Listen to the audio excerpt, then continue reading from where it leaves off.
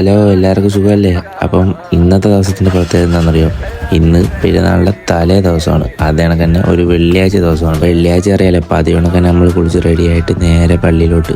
കഴിഞ്ഞ വെള്ളിയാഴ്ച ടൈമിങ് ചെറുതായിട്ടൊന്ന് പാളി, അതുപോലെ തന്നെ പള്ളിയും ചെറുതായിട്ടൊന്ന് മാറി. അതുകൊണ്ട് തന്നെ ഈ വെള്ളിയാഴ്ച നമ്മൾ ഷാർപ്പ് ടൈമിൽ പള്ളിയിൽ എത്തിച്ചേർന്നു.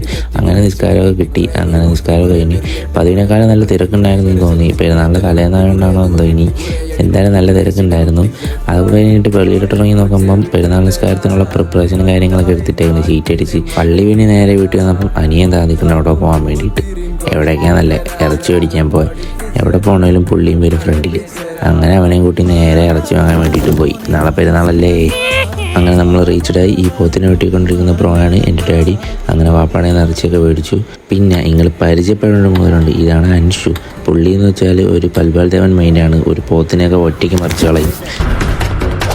അത് കഴിഞ്ഞ് ചോറൊക്കെ കൊണ്ടിട്ട് ഞാനും മയങ്ങിയിട്ട് നമ്മളെല്ലാവരും കൂടെ നേരെ അഞ്ച് വന്നിട്ട് നേരെ ഒരു ചായയൊക്കെ കുടിച്ചു. ചായയും ഉള്ളിവട, ഏതാ കോമ്പിനേഷൻ, സീൻ സാധനം. ശേഷം വൈകിട്ട് 4-5 മണി. പയ്യനാണെങ്കിൽ ഈ ചായയൊക്കെ കുടിച്ചിട്ട് എന്തൊക്കെയോ കാണിക്കുന്നു റോട്ടിൽ. അങ്ങനെ അതെല്ലാം കഴിഞ്ഞ് ഷോപ്പിങ്ങൊക്കെ കഴിഞ്ഞ് ഏതാണ്ട് 6 മണിയൊക്കെ ആകുമ്പോൾ നമ്മൾ വീട്ടിലെത്തി. അപ്പോൾ ഇനി ബാക്കി നാളെ